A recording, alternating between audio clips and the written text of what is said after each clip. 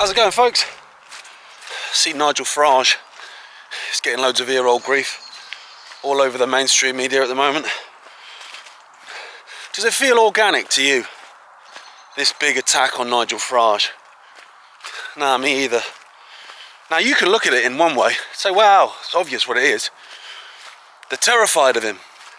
You know, Labour are struggling in the polls. Finally, someone alternative is coming through. The people are supporting it. And that's a threat to the status quo. Now, the legacy media that represent the permanent government always have done. That's why they're going for Farage. They see him as a threat. They see reform as a threat.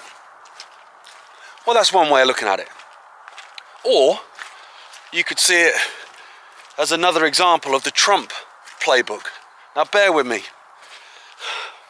We used to know who the chosen one was by who the media supported. So I remember very famously, you had Murdoch's media in the UK, so The Sun and the Times, and then Sky News and all that sort of stuff. They were all very conservative. They always supported the Conservative Party.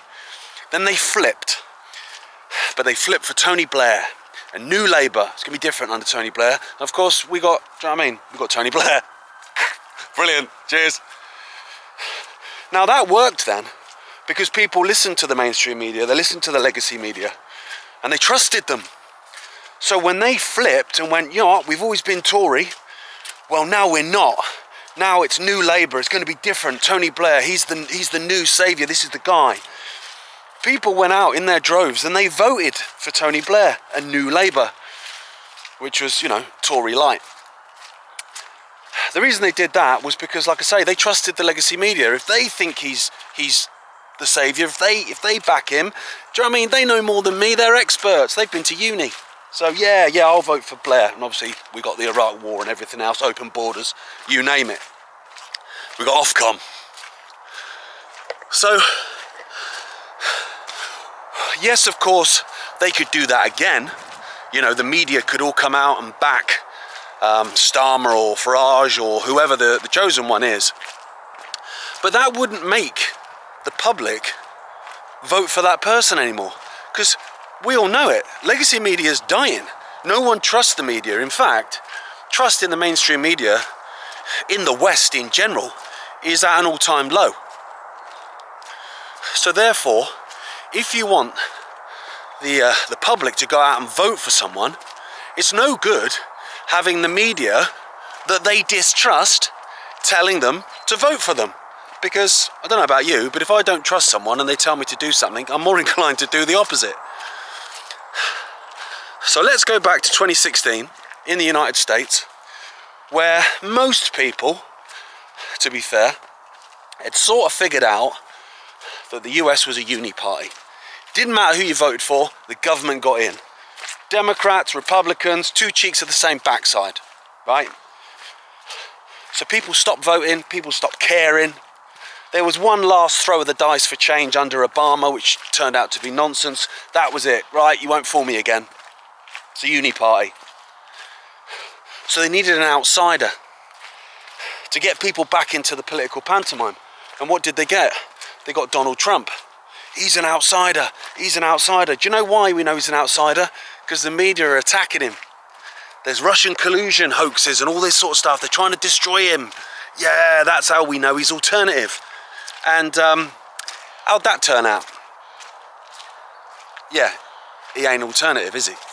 He's up to his neck in the swamp that he was telling everyone he was going to drain. But it worked. So now I'm looking at these attacks on Nigel Farage, and I'm thinking, and I'm not just thinking this, folks, I'm going off people's reactions. It's not working. If your goal from these attacks on Nigel Farage about stuff he said 50 years ago when he was at school, you know, being told to apologise for something he said when he was a teenager, which is just madness. If your goal was to bring all that up to try and destroy him in the public mind, it's backfiring massively. If anything, it's getting him more support. Well, what if, ladies and gentlemen, that's the freaking point? That actually none of this is about destroying him in the public mind, but is in fact about doing the opposite, is in fact about elevating him in the public mind and making him and Reform appear like they're anti-establishment, making them appear like actually maybe these guys are actually going to rock the boat. Maybe these guys are for real change, because if they weren't, why would the legacy media be attacking them? Oh yeah, no, he is alternative. He is alternative. I know, obviously, you know, throughout all the COVID stuff, he was out at 8 PM with his pots and pans, banging them around like a prat, and he wanted Tony Blair, the war criminal, and Digital ID Klaus Fluffer to be vaccine czar. And yeah, I know that Richard Tice, the deputy leader of the Reform Party, was all for sacking NHS staff who refused the compliance juice and that. Yeah, I know that, and I know that would make it appear like maybe they weren't that alternative, and maybe they weren't on our side. I can understand why you'd think that. But now look, the newspapers are going for him, aren't they? The media's going for him. So that tells me that despite all the evidence to the contrary, he is alternative. He is going to stand up to the establishment. He is going to stand up to the permanent government, and he's got my vote. What do you reckon? How far am I off? Or am I on the money? What are your thoughts, folks? Because it ain't organic, it's come from nowhere.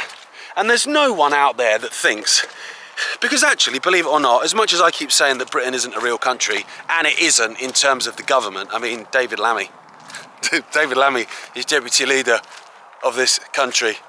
Sir Keir Starmer, Zippy from Rainbow, is the Prime Minister. Rachel Reeves is the Chancellor of the Exchequer.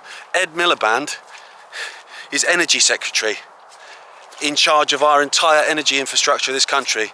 So when I say Britain's not a real country, I'll give you those names and I rest my case. But when it comes to Joe Bloggs on the street, most people in this country are not stupid, actually. They're pretty savvy, and they understand the fact that actually 50 years ago someone saying something, whatever it was, is madness to be attacked and to be demanded to apologise for stuff that you probably can't even remember saying, right? Most people think that. They think that's madness. And the legacy media that are pushing this stuff will know that most people think like that. They will know that most people that are voting in this country, most people that are sat in the pubs and the cafes and whatever, are not going to be going, yeah, I demand an apology for something that guy over there said 50 years ago. Apparently, maybe he did, I don't know. No one's doing that. So by elevating this to such a level, all you're doing is you're making people think, that's mad. Why would they be doing that? Unless they're trying to destroy Farage because they're frightened of him. And I'm seeing people saying that, folks, and I'm looking at it and I'm going, oh mate, it's Trump all over again. You're creating the illusion of the alternative. You're making the uni party into, oh no, it is the uni party with Labour and the Conservatives, but no, these guys are different, so we'll vote them in. They are going to, no, they are. And then what happens when they come in? Nothing changes, because it's all smoke and mirrors, mate. It all just gets people back into the pantomime. I wonder how many people, I'd love to know the stats on this, folks, how many people have either signed up to the Reform Party or have said to friends and family members, do you know what? I wasn't that enamoured with Reform. I thought they were just establishment light, to be fair. But having seen all this attack, this concerted attack against them, I think they might have my vote, actually. I bet you it's a lot. I bet it's a hell of a lot. If Farage has got a miraculous ear at some point that can heal, then we'll know. Of course, it's just a theory, it's just a thought that I'm having, but it's how it feels to me when I'm looking at this. I'm thinking, yeah, there's something at play. And I tell you what, a great way to judge it is to see what happens.